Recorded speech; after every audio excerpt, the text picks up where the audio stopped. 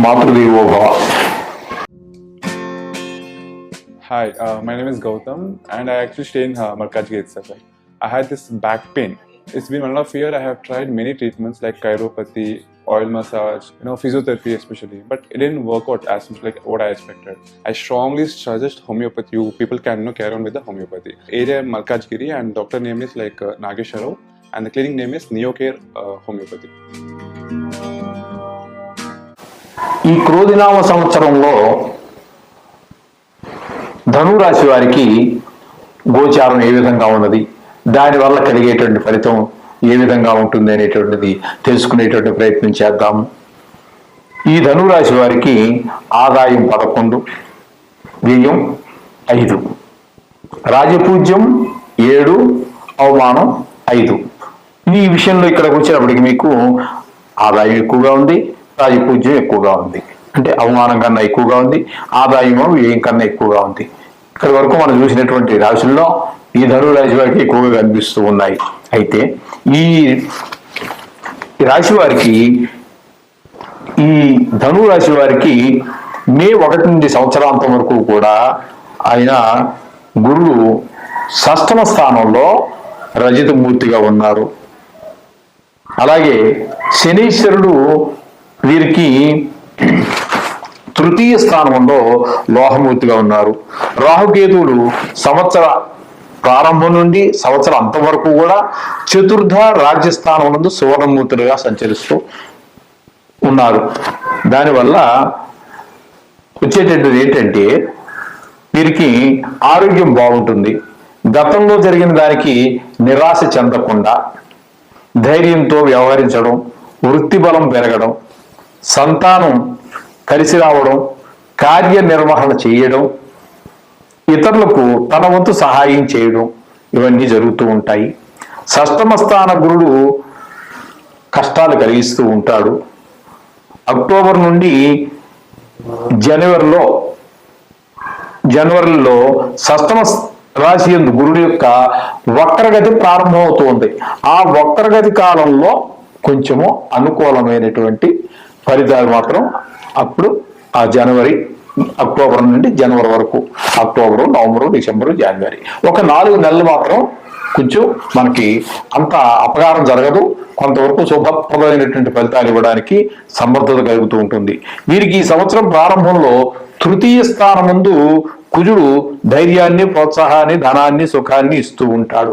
కాకపోతే ఈ రాశి వారికి శనీశ్వరుడు స్వస్థానంలో తృతీయ స్థానంలో ఉండటం చేత చాలా అనుకూలమైనటువంటి ఫలితాలు శనీశ్వరుడు ఈ రాశి వారికి ఇస్తూ ఉంటాడు. తృతీయ స్థానంలో ఉన్నాడు కాబట్టి. చతుర్థ స్థానంలో రాహు ఉండటం వల్ల ఆయనకి కొన్ని అననుకూలమైనటువంటి ఫలితాలే మనకి కనిపిస్తూ ఉంటాయి. అననుకూలమైనటువంటి ఫలితాలే మనకి కనిపిస్తూ ఉంటాయి. ఇక కేతు వచ్చి దశమ స్థానంలో, అంటే వృత్తి స్థానంలో కేతు ఉండటం వల్ల ఆయన వల్ల కూడా మనకి అంత శుభప్రదమైనటువంటి ఫలితాలు ఆశించజాలము. అలాగే వృత్తిలో కూడా కొన్ని ఆటంకాలు కలిగేటటువంటిది. అక్కడ ఉద్యోగస్తులు, మన పై ఉద్యోగస్తులు కావచ్చు, మనతోటి పనిచేసేటటువంటి వారు కావచ్చు, మన కింద స్థాయి ఉద్యోగస్తులు కావచ్చు, వ్యాపారం కావచ్చు, ఉద్యోగం కావచ్చు, వృత్తి కావచ్చు, ఏదైనప్పటికీ కూడా వాళ్ళ నుంచి మనకి సహాయ సహకారాలు అందవు. దానివల్ల కూడా మనకి ఆ వృత్తిలోనూ లాభం కనబడకపోవటము, ఉద్యోగం దగ్గర కూడా కొంచెము ఇబ్బంది కలిగేటువంటి పరిస్థితులు, ఇవన్నీ మనకి ఈ కేతు దశమ స్థానంలో సంచారం చేయటం వల్ల జరుగుతూ ఉంటాయి. అందుచేత మనము ఈ రాశి వారికి శని యోగకారకుడుగా ఉన్నాడు. గురువు కొంతవరకు, అంటే మనం చెప్పుకున్నాం కదండి, అక్టోబర్ నుంచి జనవరి వరకు అనుకూలమైనటువంటి ఫలితాలు ఇవ్వడానికి సమర్థుడు. ఆ తర్వాత రాహువు కానీ కేతువు కానీ అనుకూలమైనటువంటి ఫలితాలు ఇవ్వట్లేదు. మొత్తం మీద వీరికి శని పూర్తి ఫలితాన్ని ఇస్తున్నప్పటికీ, గురువు పాక్షికంగా ఉపయోగపడుతున్నప్పటికీ, రాహు కేతువులు మనకి సహకరించకపోవడం వల్ల కొన్ని ఇబ్బందులు ఉన్నమాట యథార్థం. అయితే మనకి ఏంటంటే అదృష్టం ఏంటంటే ఇక్కడ మనకి ఆదాయం ఎక్కువ, వ్యయం తక్కువ, రాజపూజ్యం, గౌరవం, వీటికైతే లోటు లేదండి. మీకు ధనానికి సమయానికి కావాల్సినటువంటి ధనం అందుతూ ఉంటుంది, కావాల్సిన ధనం కన్నా ఎక్కువ అందుతూ ఉంటుంది, ఖర్చు కూడా కొంచెం అనుకున్న దానికంటే తక్కువ అవుతూ ఉంటుంది. అలాగే గౌరవం మీరు ఆశించిన దానికంటే ఎక్కువ గౌరవం వస్తూ ఉంటుంది. అలాగే అవమానం మీరు భయపడినంత అవమానాలు ఏం జరగవు, అక్కడ కొంతవరకే జరుగుతూ ఉంటుంది. అందుచేత కొంచెం మనకు చాలా ఊరట కూడా ఉన్నది. అట్ ది సేమ్ టైం మనకి చాలా ఊరట కూడా కలుగుతున్నది. గ్రహాల అనుకూలత కొంచెం తక్కువగా ఉన్నా కొంత మనకి ఊరట బాగానే లభిస్తున్నది. అందుచేత ఈ రాశి వారు తప్పకుండా ముఖ్యంగా రాహువుకి మాత్రం కొంచెం జాగ్రత్తలు తీసుకోండి. అలాగే కేతువు కూడా కొంచెం రాహుకేతు రెండింటికి కూడా తగిన జాగ్రత్తలు తీసుకొని వీలైతే మినుములు ఉలవలు 1.5 kg చొప్పున ఒక బ్రాహ్మడికి దానం ఇచ్చేసేయండి. ఆ చతుర్థ సంకల్పం చెప్పించుకోండి కరెక్ట్ గాను. చతుర్థ స్థానం గోచార రీత్యా చతుర్థ స్థానం రాహువు, గోచార రీత్యా దశమ స్థాన కేతు దోష పరిహారార్థం అని చెప్పి ఆ సంకల్పం చెప్పించుకొని ఓ బ్రాహ్మడికి దానం చేసేసేయండి. ఇంకా మీకు కొంచెం దీర్ఘకాలం కాబట్టి మీకు అవకాశం ఆర్థిక పరిస్థితి అంతా బాగున్నట్టయితే చక్కగా ఉన్నట్టయితే మీరు జపం చేయించుకున్నట్టయితే ఆ 2 గ్రహాలకు ఒక అనుకూలత కూడా కొంచెం తీవ్రత తగ్గుతుంది. కొంచెము మనకి నెమ్మది ఏర్పడుతూ ఉంటుంది మన జీవితంలో. కాబట్టి ఈ విధంగా చేసినట్టయితే ఈ రాశి వారికి సర్వోధినామ సంవత్సర పంచాంగ పఠనం చేసుకుందాము. ఈ క్రోధినామ సంవత్సరం అంటే ఏమిటి? క్రోధినామ సంవత్సరం అనే దానికి ఆ పేరు ఎలా వచ్చింది, ఎందుకు వచ్చింది అనేటటువంటిది ముందుగా మనం తెలుసుకుందాం. ఒకానొక సందర్భంలో నారద మహర్షి ఒక శాపవశాన స్త్రీ రూపం ధరించవలసి వచ్చింది. ఆ స్త్రీ రూపం ధరించిన తర్వాత ఒక రాజుగారిని వివాహం చేసుకోవాల్సి వచ్చింది. ఇంకా స్త్రీ అన్నా వివాహం అవ్వాలి కదండి. అదే కొంచెం వీళ్ళందరూ కొంచెం యువ పురుషులు దైవ సంభూతులు కాబట్టి ఒక రాజుగారిని వివాహం చేసుకోవాల్సి వచ్చింది. సామాన్యులు చేసుకుంటారు. ఆ స్టేజ్లో మనుషులు ఆ స్టేజ్కి తగినటువంటి వాళ్ళని వివాహాలు జరుగుతూ ఉంటాయి మామూలుగానే. అసలు అక్కడక్కడ జరుగుతూ ఉండొచ్చు. కొంచెం తక్కువ గ్రేడ్లో ఉన్నటువంటి స్త్రీలను రాజుగారు వ్యామోహించడం, తర్వాత అవన్నీ జరుగుతూ ఉంటాయి. కానీ ఇక్కడ ఏంటంటే నారదుడు ఏంటంటే వాడు చాలా గొప్ప వ్యక్తి, మీకు తెలిసిన విషయమే. అటువంటి నారదుడిని స్త్రీ రూపం ధరించాడు కాబట్టి అతన్ని యొక్క అందానికో సౌందర్యానికో ముగ్ధులైనట్టు ఒక రాజుగారు వివాహం చేసుకోవాల్సి వచ్చింది. ఆ రాజుగారికి ఈ నారదుడికి కలిసి ఒక 60 మంది సంతానం కలిగారండి. ఆ సంతానం కలిగినప్పుడు మనము మామూలుగా సామాన్యులు అనుకుంటూ ఉంటాం, డబ్బులున్న వాళ్ళు రాజులు వీళ్ళందరూ ప్రశాంతంగా ఉంటారు. అది చాలా పొరపాటు ఆలోచన అండి. డబ్బులుండే కొద్దీ వాడికి అలాగే టెన్షన్లు పెరిగిపోతున్నాయి ఈ రోజుల్లో మనకు తెలిసి. అలాగే రాజుగారు అనేవాడికి కూడా శుభ్రంగా తినడానికి కానీ హాయిగా కన్ను మూసి హాయిగా నిద్రపోవడానికి కానీ సందర్భాలు ఉండవండి. ఎందుకంటే టెన్షన్ టెన్షన్ టెన్షన్ టెన్షన్ ఇవన్నీ పని ఒత్తిడి అలా ఉంటూ ఉంటుంది. అనేక రకాల సమస్యలతో వేగుతూ ఉంటారు డబ్బులు ఉన్నవాడు కానీ, మహారాజులు కానీ, ఒక మినిస్టర్లు కానీ, ఎవరైనా కూడా. అదేవిధంగా ఒక రాజుగారికి భర్త అయ్యాడు, 60 మంది భార్య అయ్యాడు, ఒక 60 మంది పిల్లలు కలిగారు. ఇవన్నీ చూసుకుంటూ ఉన్నాడు నారదుడు. ఆయనకి సంబంధం లేదు స్త్రీ రూపంలో ఉన్నటువంటి నారదుడికి. కానీ మరి రాజుగారికి అనేక వ్యవహారాలు ఉంటాయి కదండి. అలాగే శత్రువులు కూడా విపరీతంగా ఉంటారు. ఒకసారి చాలాసార్లు మందపై అయినా కొన్ని సందర్భాల్లో వాళ్ళు కూడా పై చేయేటువంటి సందర్భాలు ఉంటాయి. మొత్తం మీద ఒక యుద్ధం జరిగింది ఆ రాజుగారికి వేరే దేశం రాజుతో. ఆ సందర్భంలో ఈ నారదుడి యొక్క ఈ 60 మంది సంతానము రాజుగారితో సహా అందరూ చనిపోయారండి. చనిపోతే ఈ నారదుడు బ్రహ్మ మానసపుత్రుడు ఏం చేస్తాడండి మరి? సాక్షాత్తు విష్ణుమూర్తి దగ్గరికి వెళ్ళి, బ్రహ్మ దగ్గరికి వెళ్ళి, ఆయన తండ్రి గారే కదా నారదుడు, అక్కడికి వెళ్ళాడు, విష్ణుమూర్తి దగ్గరికి వెళ్ళాడు. ఇలా జరిగింది, నా పరిస్థితి ఏంటి? భర్త చనిపోయాడు, పిల్లలు చనిపోయారు, ఏంటి నా పిల్లలు నాకు ఫ్యూచరే లేకుండా భవిష్యత్తే లేకుండా అయిపోయింది, దీనికి ఏంటి పరిష్కారం? నా దుఃఖాన్ని నేను దిగమిప్పుకోలేకపోతున్నాను, జీర్ణించుకోలేకపోతున్నాను, అందుచేత ఏదైనా పరిష్కారం చెప్పండి స్వామి, నా పిల్లల్ని నేను చూసుకునే విధానం అని చెప్పేసి ప్రాధేయపడడం జరిగింది. ప్రాధేయపడితే అప్పుడు విష్ణుమూర్తి ఆయనకి వరం ఇచ్చాడు. నీ పిల్లలు చనిపోయినప్పటికీ కూడా ఈ సృష్టి ఉన్నంత కాలం కూడా వారి యొక్క ఈ 60 మంది యొక్క పేర్లు ఏవైతే ఉన్నాయో అవి 60 సంవత్సరాలుగా ప్రభవ, విభవ, శుక్ల, ప్రమోద ఇట్లా 60 ఉన్నాయి కదండి. మన చిన్నప్పుడు చదువుకున్నవి అందరూ. ఇప్పుడు ఇంగ్లీష్ మీడియంలో లేవనుకోండి, ఈ 60 అనేది తెలియదు, వాటి పేర్లు తెలియవు. ఓకే, అయితే ఈ విధంగా ఈ 60 మంది యొక్క పేర్లు అలాగ 60 సంవత్సరాలుగా వస్తూ ఉంటాయి. ఈ 60 సంవత్సరాలు పూర్తయిన తర్వాత మళ్ళీ ప్రభావ వివాహ దగ్గర నుంచి మళ్ళీ అవే రొటేషన్ అవుతూ ఉంటాయి అన్నమాట. ఈ విధంగా సృష్టి ఉన్నంత కాలము జరుగుతుంది అని చెప్పేసి సాక్షాత్తు విష్ణుమూర్తే ఆ స్త్రీ రూపంలో ఉన్నటువంటి నారదుడికి అభయం ఇవ్వడం జరిగింది. అప్పటి నుంచి కూడా ఆ నారదుడి యొక్క 60 మంది పిల్లల పేర్లు ఈ ప్రభావ వివాహ సంవత్సరాలతోటి ఆ చక్రంలో అలా జరుగుతూ ఉన్నాయి. వారి పిల్లల పేర్లు మనం తలుచుకుంటూనే ఉన్నాం. సృష్టి ఉన్నంతకాలం కూడా జరుగుతూనే ఉంటుంది. ఇది ఈ విధంగా ఉన్నటువంటి ఈ 60 పేర్లలో క్రోధి అనేటటువంటిది ఒక సంతానం యొక్క పేరు అనమాట. అంచేత ఈ సంవత్సరం ఆ క్రోధి అనేటటువంటి బాలుని యొక్క పేరు మీద ఈ క్రోధినామ సంవత్సరం జరుగుతోంది. కొంతమంది ఎవరో చెప్పారనుకోండి, క్రోధినామ సంవత్సరం అంటే ఇప్పుడు ఈ సంవత్సరం గురించి కాదు నేను చెప్పేది, రాక్షసనామ సంవత్సరం ఎప్పుడో వచ్చినప్పుడు కొంతమంది చెప్పడం విన్నాను. నేను స్వయంగా నా చెబుతే విన్నాను. అంతా కొంచెం రాక్షసత్వంగా ఉంటుంది. ఆ గుణాలు అదే ఆ పేరుకు సంబంధించి ఏవైతే గుణాలు ఉన్నాయో ఆ విధమైనటువంటి ఎక్కువ ఉంటాయి అనేసి ఇలా చెప్తున్నారు. కానీ అది నేను ఒక దగ్గర అది తప్పో గొప్పో నాకు తెలియదు. అయితే ఇది మాత్రం నేను చాలా చిన్నప్పటి నుంచి వింటూనే ఉన్నాను. ఈ విధంగా 60 మంది యొక్క పేర్లు వచ్చాయి. ఇప్పుడు ఆ క్రోధి అనేటటువంటి సంతానం యొక్క పేరుతోటి ఈ క్రోధినామ సంవత్సరం జరుగుతోంది. దీనికి క్రోధానికి సంబంధం లేదండి. ఈ క్రోధం ఈ అందరూ క్రోధంగా ఉంటారు. ఇంకా ఆడవాళ్ళు మగవాళ్ళు పెద్దవాళ్ళు పిల్లవాళ్ళు అందరూ కోపంగా ఉంటే ఏమవుతుందంటే ప్రపంచం తలకిందులైపోతుంది. ఇప్పుడు ఇంక కొట్లాట్లు వాటితోటి సరిపోతూ ఉంటుంది. చేత క్రోధినామ సంవత్సరానికి క్రోధానికి సంబంధం లేదు. ఈ నారదుడి యొక్క సంతానంలో ఒక సంతానం యొక్క పేరుగా నేను విన్నాను. అది మీకు తెలియజేస్తున్నా. ఓకేనండి. ఇక్కడ ఈ క్రోధినామ సంవత్సరం యొక్క పంచాంగం ఏ విధంగా ఉంటుంది అనేటటువంటి దాని గురించి మనం ఇప్పుడు తెలుసుకునేటటువంటి ప్రయత్నం చేద్దాం. అసలు ఈ పంచాంగం ఎక్కడి నుంచి వచ్చిందండి? వేదాలలోని చివరిలో మనకి షడంగాలు అని చెప్పేసి ఉన్నాయి. ఆ షడంగాల్లో జ్యోతిష్యం కూడా ఒకటి. దానిలో భాగం మాత్రమే ఈ యొక్క పంచాంగం. ఈ పంచాంగంలో షడంగాల్లో ఒక భాగం. ఇది కూడా వేదాంగంలోంచి వచ్చింది కాబట్టి ఇది కూడా వేదం కింద. దానికి ఎంత పవిత్రత ఉందో దీనికి ఎంత పవిత్రత ఉన్నది. ఇందులో చెప్పబడిన ప్రతిదీ కూడా చాలా పవిత్రమైనటువంటిది. ఇది తెలుసుకోవాలి. ఇది తెలుసుకోవాల్సిన బాధ్యత అందరికీ ఉన్నది కూడా. అందుచేత ఈ పంచాంగం అనేటటువంటిది ఏంటి? పంచ అంటే 5, అంగములు అంటే భాగాలు కలిగినటువంటిది. ఏంటవి? పంచాంగం అంటే తిథి, వార, నక్షత్ర, యోగ, కరణ, ఈ 5 కలిపి పంచాంగం అన్నారు.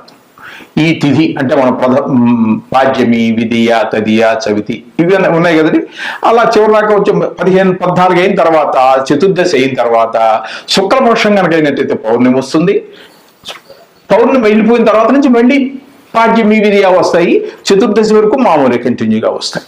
అక్కడ మళ్ళీ ఈ పౌర్ణమి ప్లేసులో మనకి అక్కడ అమావాస్య వస్తుంది. అక్కడికి ఒక నెల పూర్తవుతుంది అనమాట. ఒక మాసం పూర్తవుతుంది. ఈ విధంగా తిథి అనేటటువంటిది ఆ విధంగా జరుగుతూ ఉంటుంది. ఈ తిథులు ఎలా ఏర్పడ్డాయనేది పంచాంగంలో చాలా ఉన్నాయనుకోండి. అవన్నీ చెప్పుకుంటూ పోతే ఎక్కడికో వెళ్ళిపోతాము. సబ్జెక్టు ఎక్కడికో దాటిపోతూ ఉంటుంది. సూర్యచంద్రుల యొక్క దూరాన్ని బట్టి తిథులు వస్తూ ఉంటాయి. ఓకే అండి. ఆ విధంగా దూరం సూర్యుడికి ఆయన ఇద్దరు కలిసి ఒకే దగ్గర ఉన్నారనుకోండి, ఆ రోజు అమావాస్య అవుతూ ఉంటుంది. ఆయనకి సూర్యుడికి 180 డిగ్రీల్లో కనుక చంద్రుడు ఉన్నట్టయితే ఆ రోజు మనం పౌర్ణమిగా పరిగణిస్తూ ఉంటాం. చంద్రుడు మొత్తం పూర్తి చంద్రుడు మనకు కనిపిస్తూ ఉంటాడు. చక్కటి వెన్నెలు ఉంటుంది. ఆ వెన్నెలు చూస్తేనే చాలు మనసు పరవశించిపోతుంది. అంటే ఇప్పుడు ఈ కాలంలో పరవశించిపోయేదానికి కరెంటు దీపాలు వచ్చేసాయి. అసలు చంద్రుడినే హైదరాబాద్ లో చంద్రుడు కనబడటం అనేది ఒక గగనంగా తయారైంది. ఆ చంద్రుడిని మా చిన్నప్పుడు మా బాల్యంలో మీలో కూడా చాలా మంది పెద్దవారు ఉన్నట్టయితే చూసి ఉంటారు. ఆ పల్లెటూరులో ఆ వెన్నెల్లో ఆడుకోవటం ఏంటి, అది ఒక రకమైన మనసుకు ఆహ్లాదం. ఇంకా అంత ఆహ్లాదాన్ని ఇచ్చేది మరి దానికంటే ఎక్కువ తక్కువ వేరే వెరైటీ కావచ్చు. కానీ వెన్నెలలో ఉన్నటువంటి ఆ సౌందర్యం, అందులో బాల్యంలో ఆడుకున్నటువంటి ఆటలు అవన్నీ కూడా చాలా చక్కటి మనిషికి సుధాకరుడు అంటే ఆ వెన్నెల్లోనే ఒక అమృతం ఉంది అని చెప్పేసి మన కవులందరూ చెప్పారు. అది యథార్థం అనిపిస్తుంది కూడా. అది చూసిన వాళ్ళకి ఈనాటి జనరేషన్, కొత్త జనరేషన్ మనం చెప్పలేము, కానీ పాత వాళ్ళందరూ అనుభవించారు. అంత చక్కటి అనుభూతులను మేము కూడా అనుభవించాము. ఆ విధంగా చంద్రుడి యొక్క వెన్నెల అంత గొప్పగా ఉంటూ ఉంటుంది. ఇది తిథికి సంబంధించినటువంటి విషయం. ఇక వారం.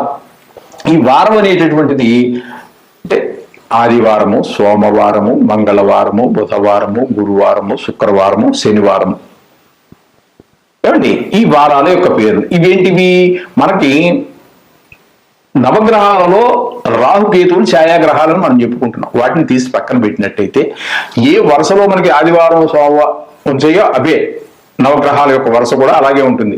ఆది అంటే సూర్యుడు, ఆదిత్యాయ సోమాయ, సోమ అంటే చంద్రుడు, ఆదిత్యాయ సోమ, మంగళాయ కుజుడు, దాన్నే మంగళుడు అంటున్నాం మనం. ఆదివారము, సోమవారము, మంగళవారం, ఈ విధంగా ఆ నవగ్రహాలు అంటే 7 గ్రహాల యొక్క రాహుకేతులు పక్కన పెట్టండి. తెలిస్తే ఆ 7 గ్రహాల యొక్క పేర్లే వీటికి వచ్చినాయి, వీటి పేర్లే వాటికి వచ్చినాయి. అంచేత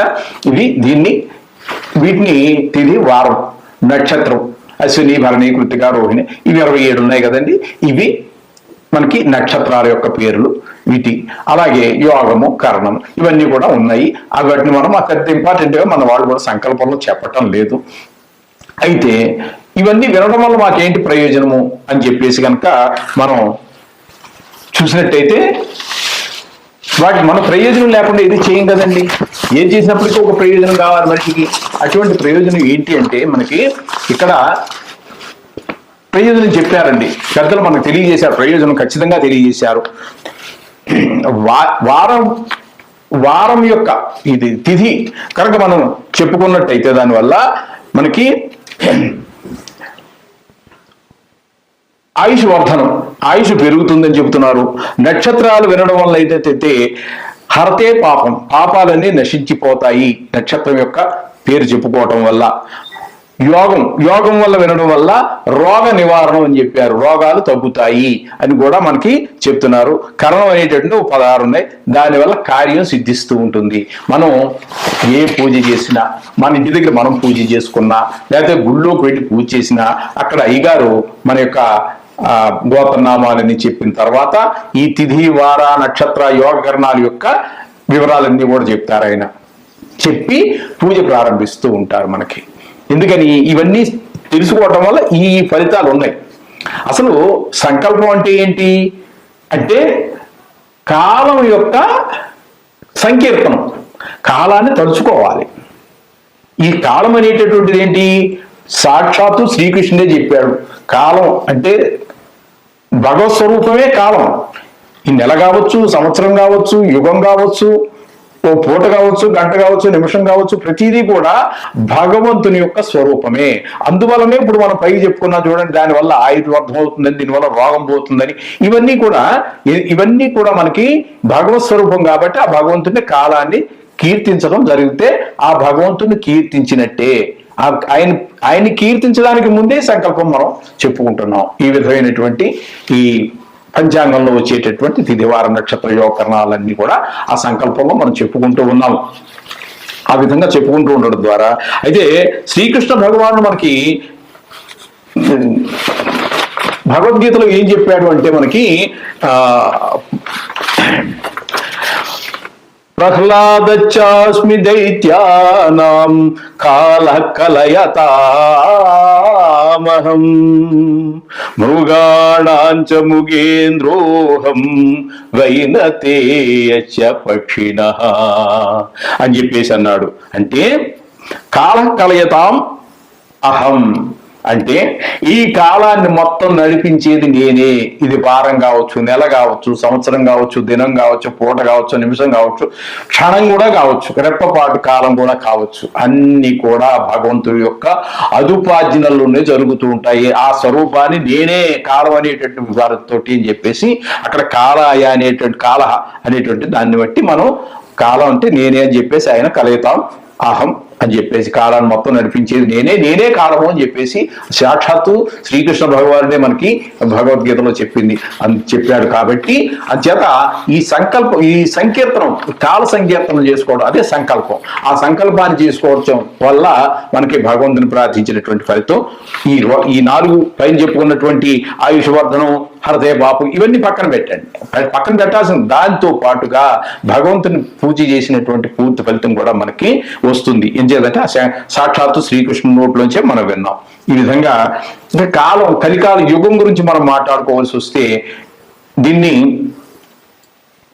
ఈ కలికాలం అనేటటువంటిది మనకి ఒక కలికాలం అని చెప్పుకుంటున్నాం కదండి. కృతయుగం, త్రేతాయుగం, కృతయుగం, త్రేతాయుగం, ద్వాపరయుగం, కలియుగం. ఈ కలియుగం అనేటటువంటిది ప్రారంభం ఎన్నాళ్ళు అయిందంటే 5124 సంవత్సరాలు పూర్తయిందండి ఈనాటికి. ఇదివరకు గణన అలాగే చేసేవారు, కాలగణన మన వాళ్ళు ఆ విధంగా చేసేవారు. ఆ తర్వాత మనకి ఎలా వచ్చిందంటే కొన్ని శంకరాచార్యులు వారు మన యొక్క హైందవం నానా రకాల భ్రష్టు పట్టిపోయినటువంటి కాలంలో సాక్షాత్తు శంకరుడే శంకరాచార్యుల వారుగా జన్మించి మళ్ళీ దీన్ని పునరుద్ధరింపజేశారు శంకరాచార్యుల వారు. అటువంటి సందర్భంలో దాన్ని కొంతమంది దీన్ని శంకరాచార్యుల వారి యొక్క యుగంగా కూడా కొన్నాళ్ళు పరిగణలో తీసుకుని వాడకంలో చాలా కాలం వాడారు. ఆ తర్వాత విక్రమార్కుడు అనేటటువంటి వాడు కూడా మహా గొప్ప పురుషుడైనటువంటి వాడు. ఆ కథల కంటే మీరు వినే ఉండొచ్చు. ఇప్పుడు జనరేషన్లో మరి ఇప్పుడు చదువుల్లో లేవనుకోండి అవన్నీ. విక్రమార్కుడు అంటే ఎవరన్నా అడిగే పరిస్థితుల్లో ఉన్నారు, వాళ్ళకి మనం ఏం చెప్పగలిగినటువంటి లేదు.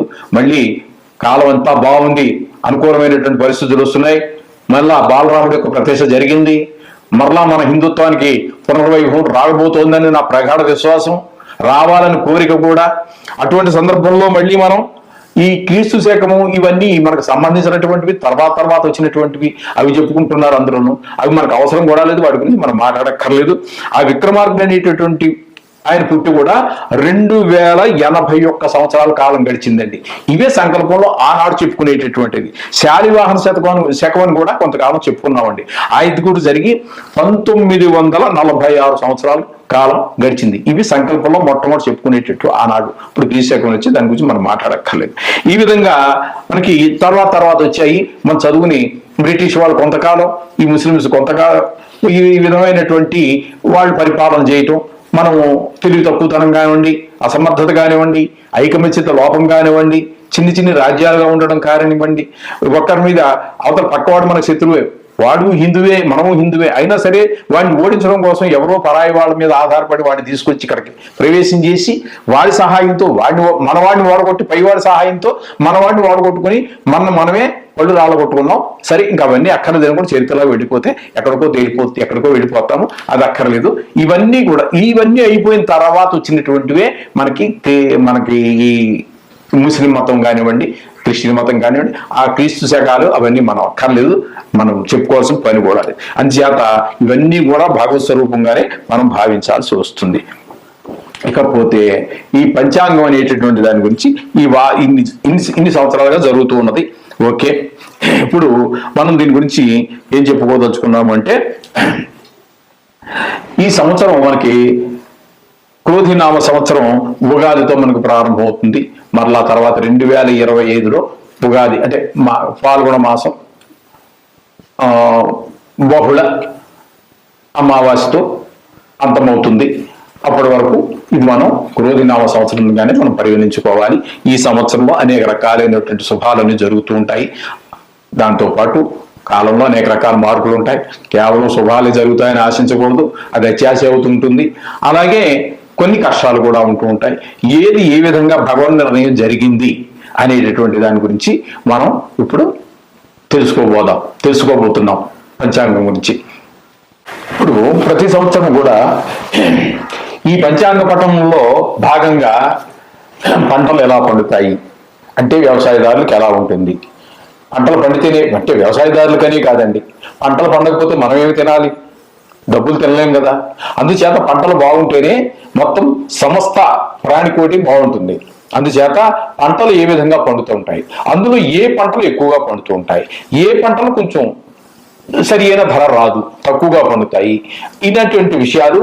అలాగే మనకి పుష్పాలు, అపరాలు అంటే మనకి పప్పు దినుసులు, ఇవన్నీ ఏవి ఎక్కువగా పండుతాయి ఏవి తక్కువగా పండుతాయి అనేటటువంటి వాటిని నిర్ణయం చేయడానికి మనకి పంచాంగకర్తలు నవనాయకులు అని చెప్పి గణితం ఉంది. ఆ గణితం ప్రకారం చేస్తారు.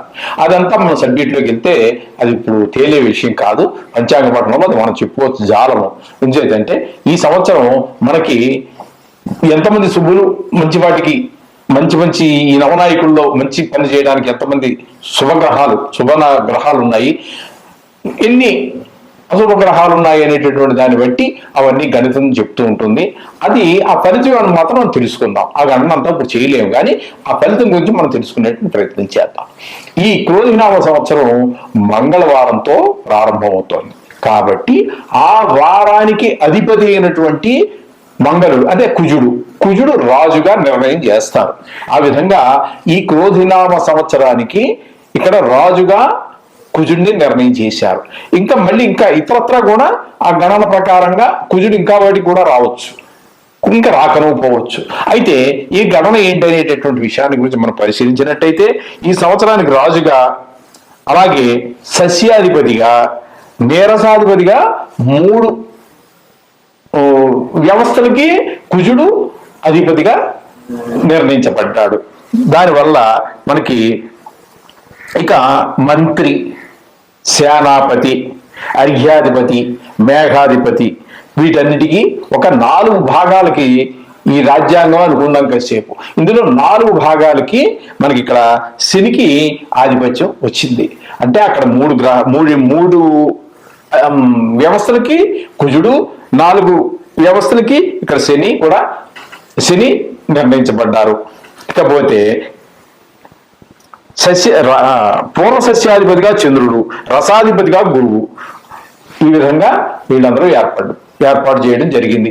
ఏర్పాటు చేయడం వల్ల వాళ్ళ వచ్చేటువంటి ప్రయోజనం ఏంటి అంటే ఇక్కడ 2 గ్రహాలు మాత్రం శుభగ్రహాలు ఉన్నాయి, చంద్రుడు, గురువును. అందుచేత ఈ సంవత్సరం వీళ్ళిద్దరూ, మిగతా అందరూ కూడా ఈ 9 మందిలో 7 పాపగ్రహాలే వస్తున్నాయి. అందుచేత ఈ సంవత్సరంలో మనకి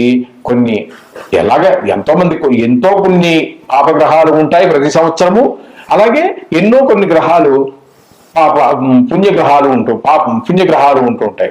తద్వారా మనకి ఏంటంటే ఇక్కడ 2 గ్రహాలు శుభగ్రహాలు ఉన్నాయి, 7 గ్రహాలు పాపగ్రహాలు ఉన్నాయి. కాబట్టి వాటి యొక్క ప్రభావం వల్ల ఏంటి మనకి అనేటువంటి ఆలోచించినట్టయితే మనుషులకి పాడి పంటల మీద శ్రద్ధ తగ్గుతుంది.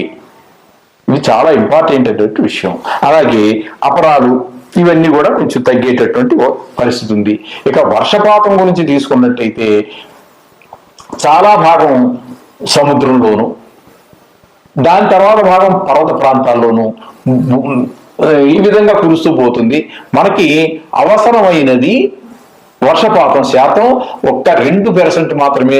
దాన్ని కొలతలు వేరే ఉన్నాయనుకో మన శాతం అని చెప్పుకుందాము. ఆ తూముల లెక్క ఏదో ఉంటుంది. ఆ తూములు కొద్దిపాటి వర్షం మాత్రమే భూమి మీద పడే అవకాశం ఉన్నది. అంటే వర్షం మొత్తం మీద కొంచెం చాలా తక్కువగానే పడుతుంది అని చెప్పేసి నిర్ధారణ చేశారు పంచాంగకర్తలు. ఆ విధంగా వర్షం కురవడం కూడా తక్కువగానే ఉంటుంది. ఎర్రటి ప్రాంతాలు అంటే భూమిలో రంగులు ఉంటాయండి. ఎర్ర రేగడి నేలలని, నల్ల రేగడి నేలలని, బంక రేగడి నేలలని, ఇలాంటి కొన్ని ఉంటాయి. వ్యవసాయదారులు బాగా తెలుస్తాయి మనకంటే. వారికి ఆ విధంగా ఎర్ర రేగడి నేలలు అనేటటువంటి మంచి ఈ 3 నేలల రకాలు చెప్పుకున్నాం కదా, అందులో ఆ ఎర్ర నేగడి నేలల్లో పంటలు చాలా సమృద్ధిగా పండుతాయని చెప్పేసి మనకి తెలియజేశారు. అలాగే అంటే అక్కడ మనకి ఈ ఎక్కువగా ఆ నేలల్లో పండేటువంటి వాటిలో ఫలాలు, పుష్పాలు ఇవి కొంచెం ఎక్కువగా పండేటువంటి అవకాశం ఉంది అని చెప్పేసి మనకి పంచాంగకర్తలు తెలియజేశారు. ఇక ఈ విధంగా చూసుకున్నట్టయితే నవనాయకుల గురించి ఆ విధమైనటువంటి ఫలితాలు మనకు తెలియజేశారు. ఇకపోతే కర్తరి అని చెప్పేసి మీకు అందరికీ తెలుసు, పల్లెటూరులో ఉన్న మన సిటీలో ఉన్న వాళ్ళు కూడా చాలా మందికి తెలుసు. ఇల్లు కట్టుకున్నటువంటి వాళ్ళకి డొల్లు కత్తిరి అని, పెద్ద కత్తిరలు అని ఇవన్నీ వస్తూ ఉంటాయి. ఈ కత్తిరి అనేటటువంటి దాన్ని కూడా మనం పరిగణలోకి తీసుకోవాల్సి ఉంటుంది పంచాంగ ప్రకారంగా. ఎందుకంటే వాస్తు కర్తరి అని అటువంటి సందర్భాలలో ఇవన్నీ కూడా మనకి మంచి వేసవి సమయంలో వచ్చేటటువంటి కత్తిరలు ఈ 3 కూడా. దీని ద్వారా ఏమవుతుంది అంటే ఆ సందర్భాలలో వెళ్ళు కత్తిరి కానివ్వండి, పెద్ద కత్తిరి కానివ్వండి, వాస్తు కత్తిరి కానివ్వండి, వీటికి ఏంటంటే ఆ సందర్భంలో నీరు భూమి మీద చాలా తక్కువగా ఉంటుంది. ఎండలు ఎక్కువగా ఉండి ఆవిరైపోవడం కానీ ఈ కారణాల చేత వర్షం పడడం తక్కువ కావచ్చు, ఎక్కువ కావచ్చు. ఏదైనా ఈ కర్తరి నెలల్లో ఈ కర్తరిలు ఉండేటటువంటి సమయాలలో గుళ్ళు కత్తిరి కావచ్చు, పెద్ద కత్తిరి కావచ్చు, వాసు కత్తిరి కావచ్చు, అటువంటి సందర్భాలలో గృహ నిర్మాణాలు, అంటే రాతి కట్టడాలు ఇట్లాంటివి వాటిని విడిచిపెట్టమని చెప్పారు. ఎందుకంటే నీటి ఎద్దడి ఉంటుంది బాగా. అందుచేత ఈ నిర్మాణానికి కావలసినటువంటి నీరు చాలా సందర్భాలలో దొరకకపోవచ్చు. అందుచేత వీళ్ళు ఏంటంటే ఆయా సందర్భాలలో ఆ గృహ నిర్మాణాలు ఇత్యాది కార్యక్రమాలు కొన్ని తగ్గించుకోమని చెప్పి, చెయ్యొద్దు అన్నారు, తగ్గించుకోవడం కాదని, చెయ్యొద్దు అని చెప్పేసి శాస్త్ర ప్రమాణంగా వాళ్ళు తెలియజేశారు పెద్దలు. అది ఆచరించడమే మనకి పెద్దలు ఏదైతే చెప్పారో వాటిని ఆచరించడమే మనకి శ్రేయస్కరం. ఈ విధంగా ఉంటుంది. అంటే కర్తవ్య విషయాలు వచ్చేటప్పటికి ఆ విధంగా మనం చూసుకోవచ్చు. ఇక వివాహాల విషయాలు, ఉపనయనాలు, గుడి ప్రతిష్టలు, ఇట్లాంటి శుభకార్యాలన్నిటికీ కూడా మనం ముఖ్యంగా కొన్ని చూసుకోవాల్సినవి. ముహూర్తం ఎలాగో చూసుకుంటాము, అయితే మౌఢ్యమి, అదే మూఢము అంటూ ఉంటాం మనం. శుక్రమూఢము, గురుమూఢము అని చెప్పేసి మూఢాలు ఉంటాయండి. అంటే ఆ మూఢాలలో శుభకార్యాలు చెయ్యరు. ఎందుకనంటే అత్యంత శుభగ్రహాలు అయినటువంటివి ఏంటంటే గురుడు, శుక్రుడు బాగా శుభగ్రహాలు. మనం ఏ శుభకార్యం తలపెట్టినప్పటికీ వారి యొక్క అనుగ్రహం తప్పకుండా కావలసిందే. వివాహానికి కానీ, ఉపనయనానికి కానీ, గుడి ప్రతిష్ట కానివ్వండి, పెద్ద పెద్ద దేనికి తీసుకున్నప్పటికీ కూడా పెద్ద పెద్ద కార్యక్రమాలకి, శుభ కార్యక్రమాలకి ఈ కంపల్సరీగా వారి యొక్క అనుగ్రహం కావాలి మనకి. అయితే ఈ మూఢము అంటే ఏంటంటే రవితో గనక, అంటే సూర్యునితో గనక గురువు కలిస్తే దాన్ని గురుమూఢము అంటారు. అంటే నవగ్రహాలలో రాజు రవి. రవితో మరి ఏ గ్రహం కలిసినప్పటికీ చిన్నపోవలసిందే కదండి. మరి పెద్ద గ్రహంతో చిన్న గ్రహం కలిసినప్పుడు ఏమవుతుందండి? దాని యొక్క ప్రభావం తగ్గుతుంది, రాజుగారి ప్రభావం ఎక్కువ ఉంటుంది. అందుచేత రవి ప్రభావం ఎక్కువ ఉండడం చేత ఈయన ప్రభావం తక్కువైపోతుంది. గురువు అయితే గురువు, శుక్రుడు అయితే శుక్రుడు. అందుచేత ఆ రెండు మూఢాలు వచ్చినప్పుడు ఏ విధమైనటువంటి వివాహ, ఉపనయన, గృహ ప్రవేశ, గృహ ప్రారంభ, గుడి ప్రతిష్ట ఇట్లాంటి శుభకార్యాలన్నీ చేపట్టరు. వాటి గురించి కూడా మనకి పంచాంగంలో ఆ మహానుభావులు, పంచాంగకర్తలు, ఆ దైవజ్ఞులు మనకి తెలియజేశారు. వాటిని గురించి మనం తెలియజేసుకుందామండి.